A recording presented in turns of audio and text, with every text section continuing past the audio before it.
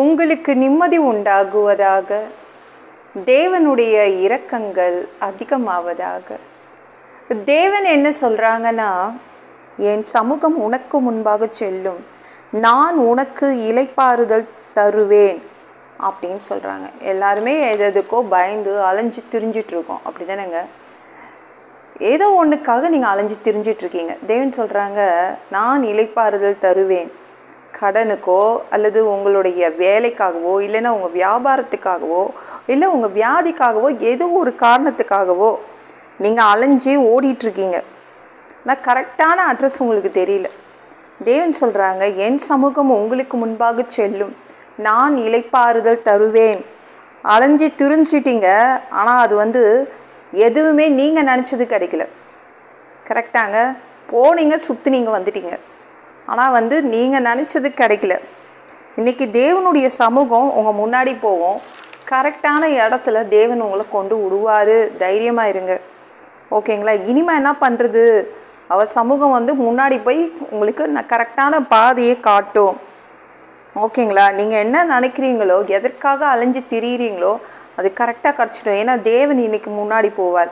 உங்கள் முன்னாடியும் உங்கள் குடும்பத்து முன்னாடியும் தேவன் போய் அந்த இடத்த காட்டுவார். நீங்கள் ஏதோ ஒன்று காரணத்துக்காக தானே சுற்றுறீங்க, அந்த தேவன் கரெக்டான இடத்த காட்டுவார், ஓகேங்களா? உங்களையும் உங்கள் குடும்பத்தையும் அவர் முன் நின்று நடத்துவார். தேவன் முன்னாடி போனால் நம்ம பின்னாடி போவோம்.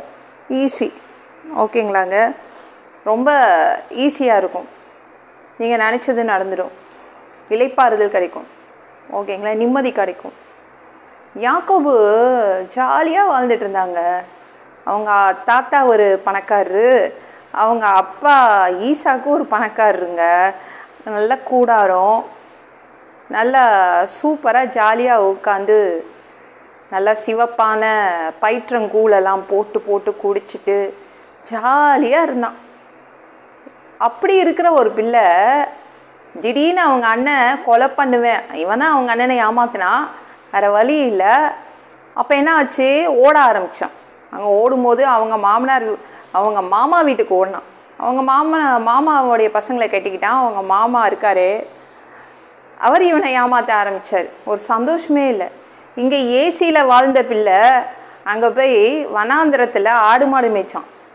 எப்படி இருந்திருக்கும்? எங்கே கூடாரத்தில் ஜாலியாக இருந்து நினச்சா சிவப்பான பயிற்றங்கூழ் போட்டு குடித்த பிள்ளை அங்கே போய் அப்படியே வெயில்லையும் பனியிலையும் ஆடு மாடு மேய்க்க வேண்டியதாக போச்சு. நினச்சி அவன் அலைஞ்சி திரிஞ்சதை சுற்றிட்டு தான் இருந்தான். அவனுக்கு ஒரு சந்தோஷமே கிடைக்கல. அப்போது தேவன் என்ன பண்ணுறாருன்னா, ஒரு நாள் பார்வோனுடைய வண்டியை வீட்டு வாசலாண்ட பார்வோனுடைய வண்டி வருது.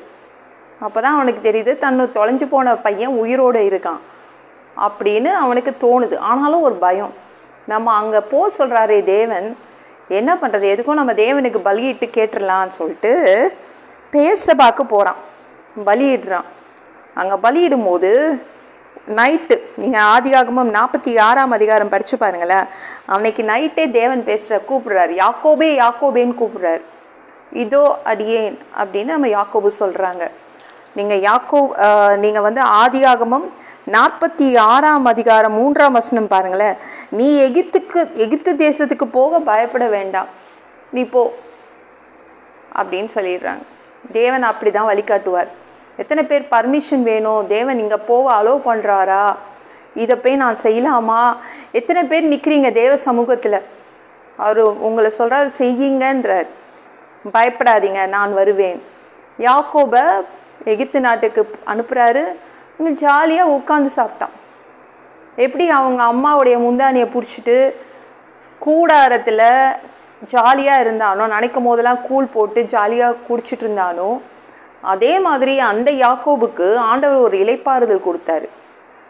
அரசனுடைய அவனுக்குன்னு ஒரு தனி ஊரே கொடுத்துட்டாரு. அந்த அரசன் நல்ல சூப்பரான இடத்துல, தான் பையன்தான் பிரைம் மினிஸ்டர். அப்போ அந்த வீடு, அந்த இருக்கிற இடம்லாம் எவ்வளோ சொகுசு கிடச்சிருக்கோம்ல யாக்கோபுக்கு. ஆண்டவர் அதை மாதிரி சூப்பரான இடத்த ரெடி பண்ணி யாக்கோபுக்கு கொடுத்தார்.